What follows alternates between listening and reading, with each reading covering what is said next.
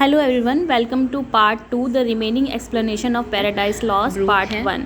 That जो कि God के living place, oracle means living place of the God के लिविंग प्लेस के पास्ट बहुत ही तेज़ी से फ्लो करता है.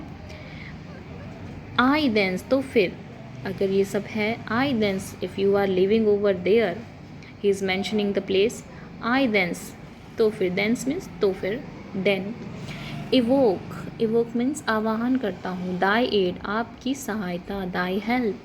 टू माई एडवेंचरस सॉन्ग, किसके लिए? For my adventurous song. Paradise Lost जो कि एक एडवेंचरस सॉन्ग है, इसमें बहुत सारे एडवेंचर होंगे. How the Satan is rising from the hell, conspiring against God. How he made Adam and Eve to eat the fruit of forbidden tree, and all the other consequence which will go later on. That with no middle flight intend to soar. Now what is his song is very adventurous, this poetry is going to be very adventurous.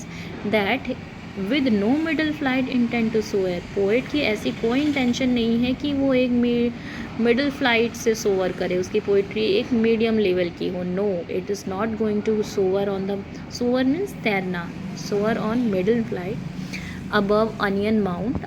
Onion mount है जहाँ से classical poets अपनी poetry के लिए inspiration लेते थे. The poet is not intending to that much only, वहाँ तक ही अपनी पोइट्री को नहीं रखना चाहता है. While it pursues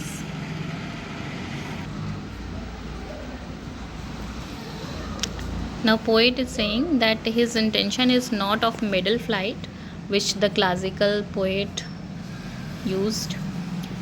Classical poet were generally inspired from Onion Mount. Now he is saying while it pursues, while classical were of middle flight, वो मतलब औसत एवरेज रेट की उनकी पोइट्री थी. Because they were drawing their inspiration, वो अपनी inspiration किससे ले रहे थे? अनियन माउंट से ले रहे थे. While it pursues thin things now otherwise. Now what is over here, हालांकि जबकि it pursues, it means this poetry pursues, क्या परस्यू करती है, क्या इसके अंदर है, इस पोइट्री के अंदर? थिंग्स अनअटेम्प्टेड येट, थिंग्स जो कि अभी तक किसी ने अटैम्प्ट नहीं की है. येट इन प्रोज और राइम, जो कि अभी तक किसी ने अटैम्प्ट नहीं की है, ना कि प्रोज में और ना ही राइम में. Prose means in the form of text, पद्य के फॉर्म में, हिंदी में पद्य बोलते हैं. एंड राइम पोइट्री के फॉर्म में. किसी ने भी आज तक कभी भी इस लेवल, जिस लेवल की उसकी पोइट्री होने वाली है, उस लेवल तक अभी तक किसी ने नहीं ट्राई किया है. ना ही प्रोज में लिखने की कोशिश की है, ना ही राइम में, ना ही पोइट्री में लिखने की कोशिश की है, ना ही प्रोज फॉर्म में लिखने की कोशिश की है.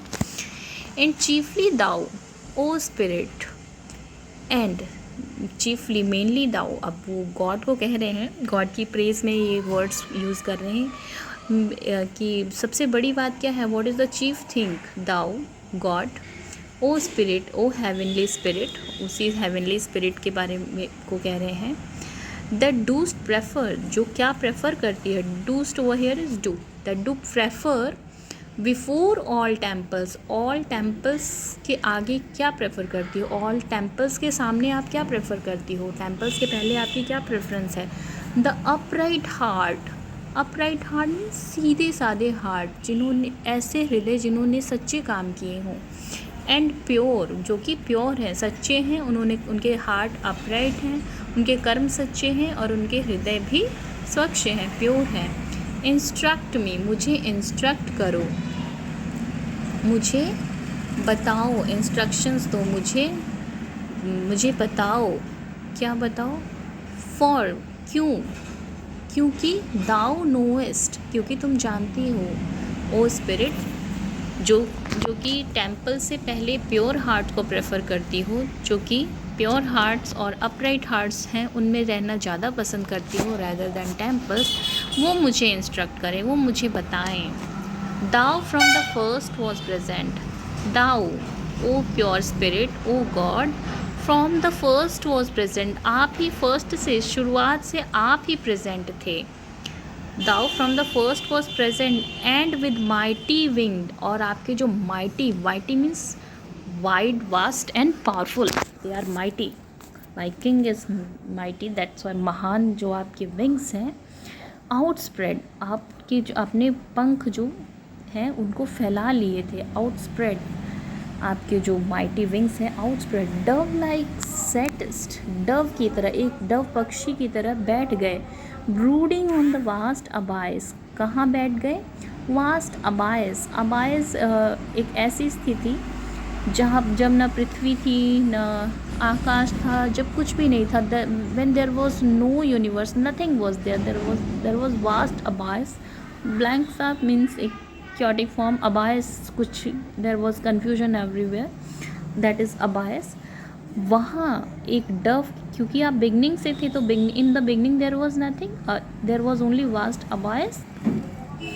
You were sitting over there spreading your mighty wings. You were sitting by spreading your mighty wings.